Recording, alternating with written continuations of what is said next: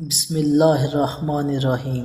محترم ناظرین، جب کسی انسان کی موت کا وقت قریب آتا ہے تو اسے دو لوگ بہت یاد آتے ہیں۔ حضرت مولانا رومی فرماتے ہیں، جب کسی انسان کی موت کا وقت قریب آتا ہے تو وہ ہر چیز بھول جاتا ہے، یہاں تک کہ وہ موت کی سختی اور مرنے کے بعد کیا ہوگا اس چیز کو بھی بھول جاتا ہے، لیکن اسے صرف دو لوگوں کی فکر ہوتی ہے۔ ان دونوں میں سے پہلا وہ ہے جو رسول اللہ صلی اللہ علیہ وآلہ وسلم نے ارشاد فرمایا کہ ایک مسلمان کو جب موت آتی ہے تو اس کی پیشانی پر پسینہ آ جاتا ہے۔ محدثین فرماتے ہیں کہ یہ پسینہ اس لیے آتا ہے کہ وہ اپنے گناہوں اور اعمال صالح کی کمی کی وجہ سے اپنے رب سے شرم و حیا محسوس کر رہا ہوتا ہے۔ ایک روایت میں ہے، اگر میت کی پیشانی پر پسینہ بہہ پڑے اور اس کی آنکھیں ڈبڈبا جائیں، نتنے پھول جائیں تو یہ رحمت الہی کی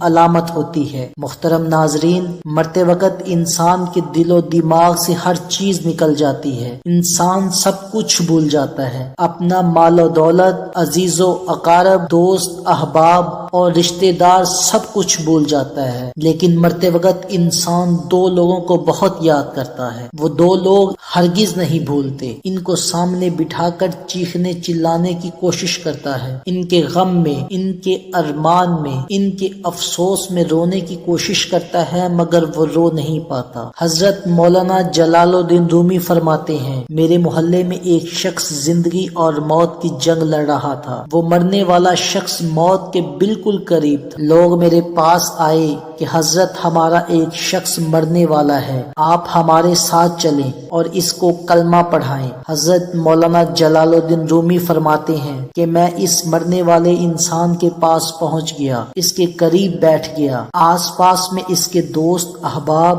رشتہ دار، عزیز و اقارب بیٹھے ہوئے تھے اور اس کے مرنے کا انتظار کر رہے تھے۔ اب اس مرنے والے کی آنکھیں چھت پر لگی ہوئی تھی، وہ کچھ سوچ رہا تھا۔ اللہ نے اسے بولنے کی توفیق دی تو وہ رو کر کہنے لگا، میری بیوی کہاں ہے؟ اس کو نہ تو کمایا گیا مال یاد آیا، نہ دولت یاد آئی، نہ گاڑی، نہ عزیز و اقارب، نہ دوست احباب، نہ رشتہ دار، نہ ماں باپ، نہ بہن بھائی یاد آئے۔ اسے یاد آیا تو وہ کہنے لگا، میرے بچے کہاں ہیں؟ بچے دوڑ کر اور ابا جی کے ساتھ بیٹھ گئے۔ پھر کہا، میری بیوی کہاں ہے؟ بیوی دوڑ کر آئی اور وہ بھی اس کے ساتھ بیٹھ گئی۔ اب کہتا ہے، تمہیں دیکھ کر میرا دل رو رہا ہے، میری آنکھیں رو رہی ہیں، سوچ رہا ہوں میرے جانے کے بعد میرے بچوں کا کیا بنے گا۔ انسان مرتے وقت جب اپنے بچوں کو آخری بار دیکھتا ہے تو وہ بھول جاتا ہے کہ میرے مرنے کے بعد میرا کیا بنے گا، بلکہ یہ سوچتا ہے کہ میرے مرنے کے بعد میری اولاد کا کیا بنے گا۔ میرے مرنے کے بعد معلوم نہیں میرے ان پیاسے بچوں کو کوئی پانی بھی پلائے گا کہ نہیں، اور کوئی میرے بھوکے اور یتیم بچوں کو کھانا بھی کھلا پائے گا کہ نہیں۔ میرے مر جانے کے بعد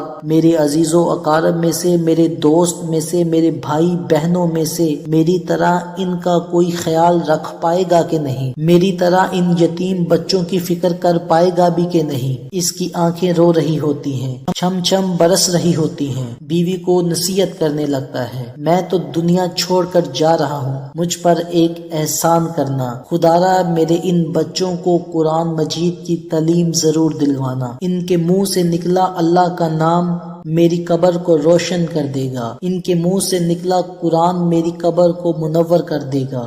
جب میرے بچوں کے منہ سے نکلے گا یاسین والقرآن الحکیم، تو اللہ جہنم کی آگ کو مجھ سے دور کر دے گا، میں اللہ کے عذاب سے بچ جاؤں گا۔ محترم ناظرین، اپنے بچوں کو دین کی تعلیم دینا، قرآن کی تعلیم دینا بہت ضروری ہے، کیونکہ تم نے وہ واقعہ نہیں سنا کہ جب حضرت موسیٰ علیہ السلام ایک قبرستان سے گزر رہے تھے تو آپ نے دیکھا کہ قبرستان کی ایک قبر کے اندر مردے کو دردناک عذاب دیا جا رہا ہے، مردہ عذاب میں مبتلا ہے، اس کی قبر جہنم کے گھڑوں میں سے ایک گھڑا بن چکی ہے، مردہ عذاب میں مبتلا ہے، چیخو پکار کر رہا ہے۔ حضرت موسیٰ علیہ السلام آگے چلے گئے۔ کام کرنے کے بعد جب وہ واپس اس رستے سے گزرے تو آپ دیکھ کر حیران ہو گئے۔ آپ نے دیکھا کہ وہی جہنم میں جلنے والا شخص جس کی قبر میں عذاب دیا دیا جا رہا تھا۔ اب وہ شخص جنت میں ٹہل رہا ہے، اس کی قبر جنت کے باغوں میں سے ایک باغ بن چکی ہے۔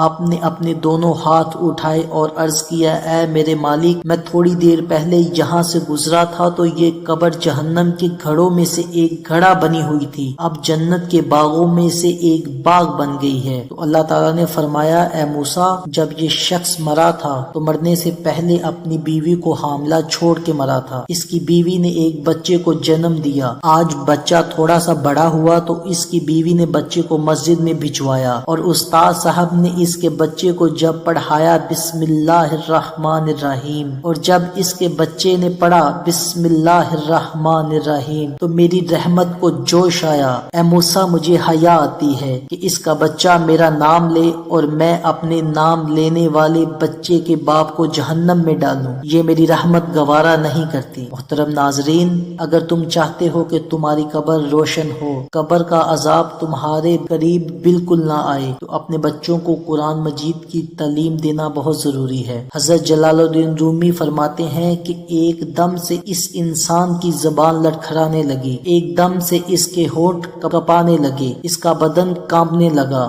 موت کا فرشتہ روح نکالنے کے لیے آ گیا۔ آپ فرماتے ہیں جب انسان کی روح نکلتی ہے تو اس کا منہ کھل جاتا ہے، دونوں ہونٹ ایک دوسرے سے جدا ہو جاتے ہیں، انسان کی روح انسان کے پاؤں سے نکلتی ہوئی اوپر کی طرف آتی ہے، جب دل اور پھپھڑوں تک پہنچتی ہے تو یہ وہ لمحہ ہوتا ہے، یہ وہ وقت ہوتا ہے جب انسان زندگی میں پہلی بار اس دنیا کے اندر ایک فرشتے اور ایک شیطان کو اپنی آنکھوں سے دیکھتا ہے۔ ایک طرف شیطان اس کے کان میں مشورے دیتا ہے، دوسری طرف اس کی زبان اس کے اعمال کے مطابق الفاظ نکالنے لگتی ہے۔ ناظرین، اگر انسان نیک ہوتا ہے، اگر نمازی ہوتا ہے، اگر عبادت گزار ہوتا ہے، اگر اللہ کا نیک بندہ ہوتا ہے تو پھر اس کا دماغ عجیب و غریب سی ہیبت کا شکار ہو جاتا ہے، اور جب انسان شیطان کے مشورے کو قبول کر لیتا ہے تو پھر کوشش کرتا ہے کہ کلمہ پڑھے، لیکن وہ نہیں پڑھ پاتا۔ حضرت عائشہ رضی اللہ تعالی عنہا سے روایت ہے کہ جب اللہ پاک کسی بندے کے ساتھ خیر کا ارادہ فرماتے ہیں